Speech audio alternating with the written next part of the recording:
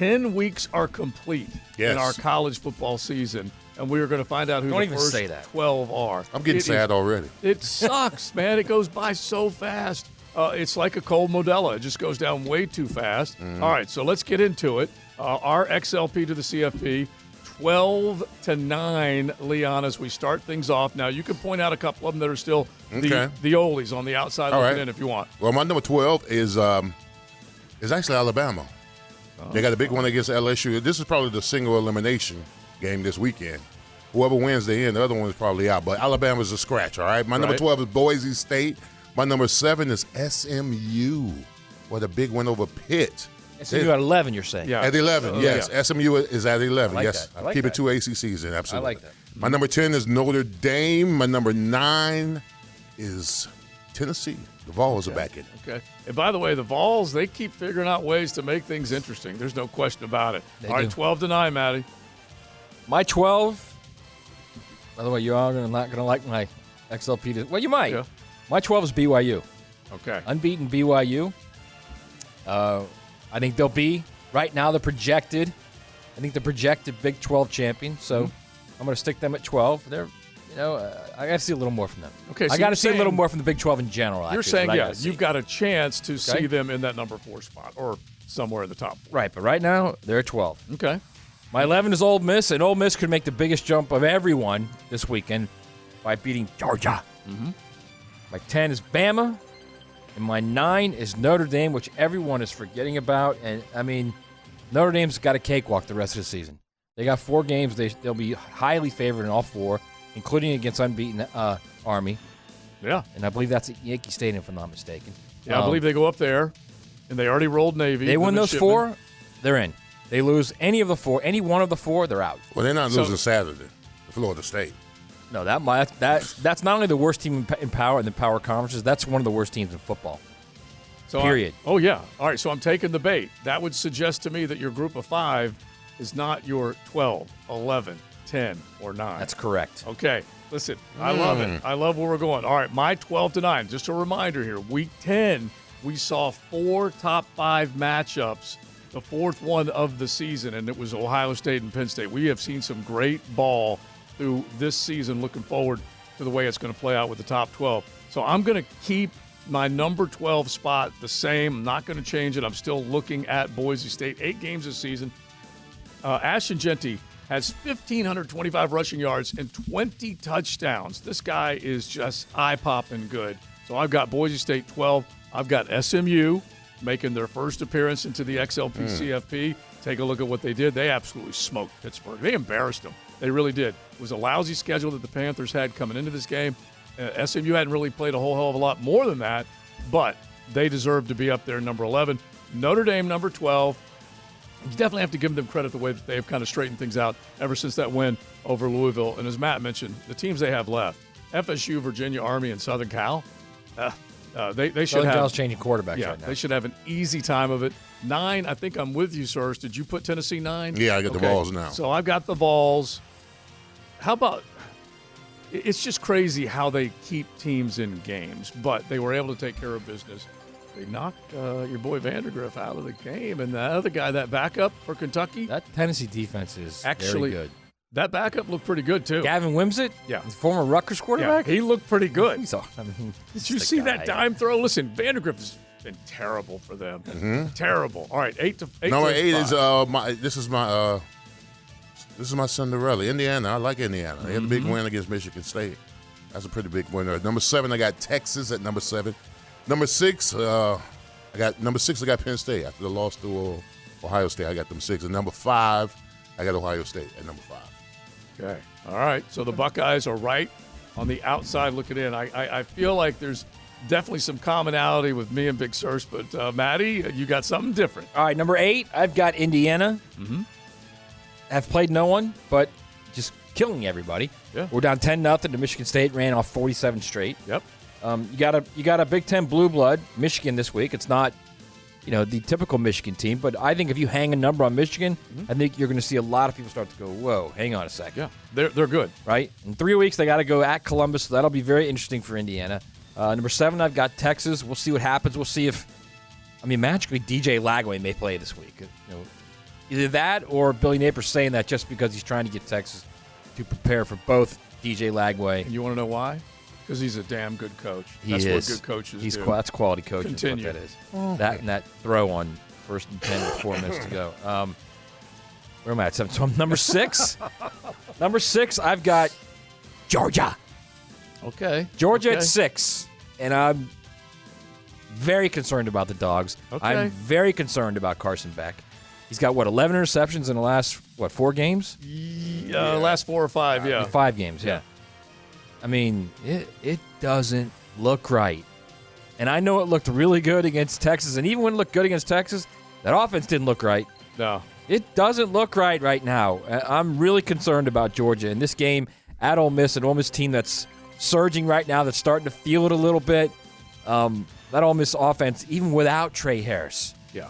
Right? And he tried to go in this game and was not 100%. Without their best receiver, without their best running back, and they hang 62 on Arkansas, and they have almost 700 yards offense. Absolutely ridiculous. So Our team may have had a little quit in them. I've got Georgia at 6, and my number 5 is Ohio State. Mm-hmm. Nice win on the road against Penn State, even though Penn State literally just gave it to them. Well, it was. Gave them the game by running the same play, the same exact play 4 straight times. Yeah, it was a big win for one, a big loss for the other. All right, my 8 to 5, and there's a lot of similarities here, but you can't argue with Indiana. I had them Ole outside looking in for a while. I'm bringing them into the party. Their quarterback was able to bounce back. Imagine having thumb surgery. A couple weeks later, he's throwing for 263 in a season high, tying 4 touchdown passes. So Rourke playing extremely well, and like Matty laid out, there are big ball games coming up.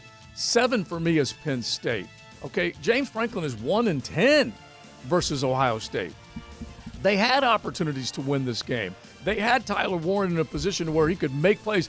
He runs all the way to the 1 or 2 yard line. I'd have handed it off to that big old tight end 4 straight times out of the backfield. He's played quarterback for him. It's just. He's run Wildcat this year and taken the ball himself and scored touchdowns. I would have had no hesitation whatsoever. You've got to win that football game. They did not, but they suffered their first loss, so they're still in it.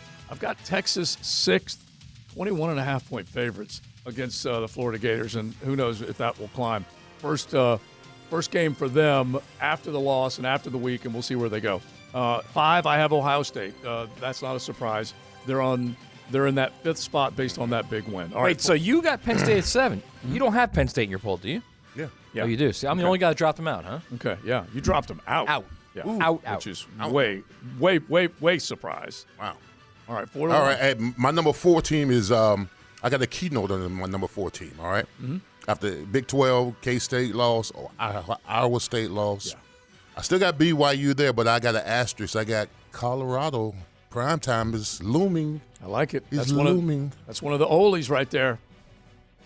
So that's a big game this week at Texas Tech. Yes, absolutely. So I got BYU at 4.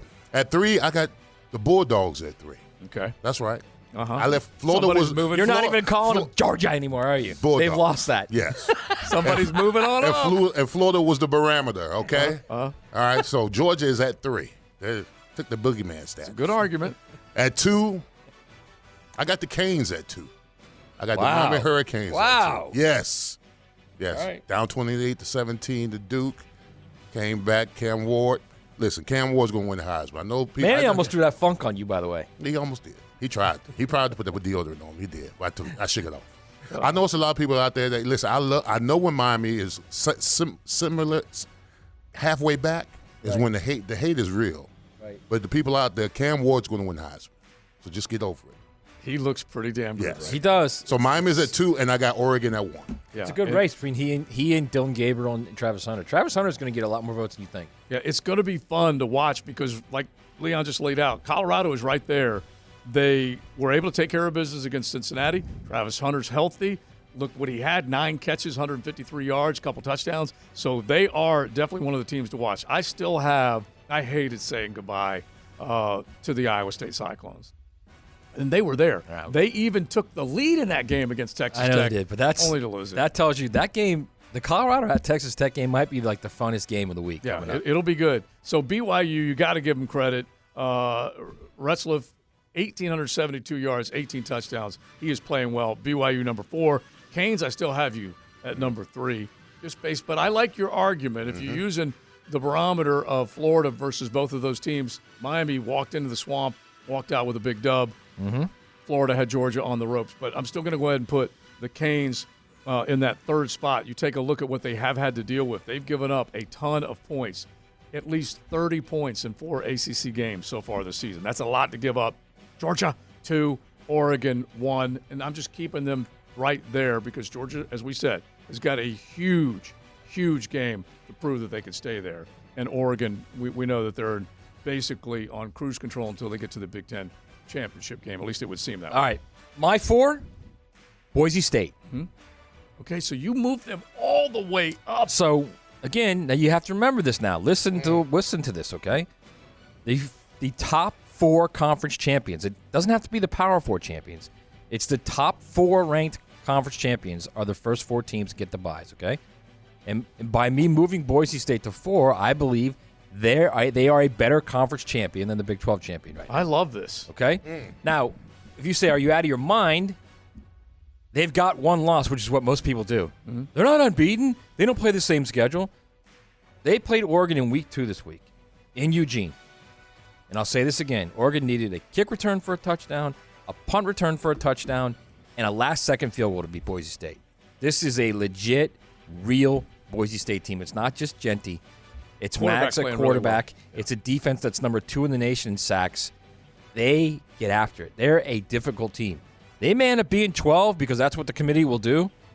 But whoever that SEC team is at number 5, you better watch out, man. Like if they have to go and play at Texas is in for a game, man. They are in for a game. Whoever it is. All right. Now, so that means my number 3 is going to be the Canes. All right?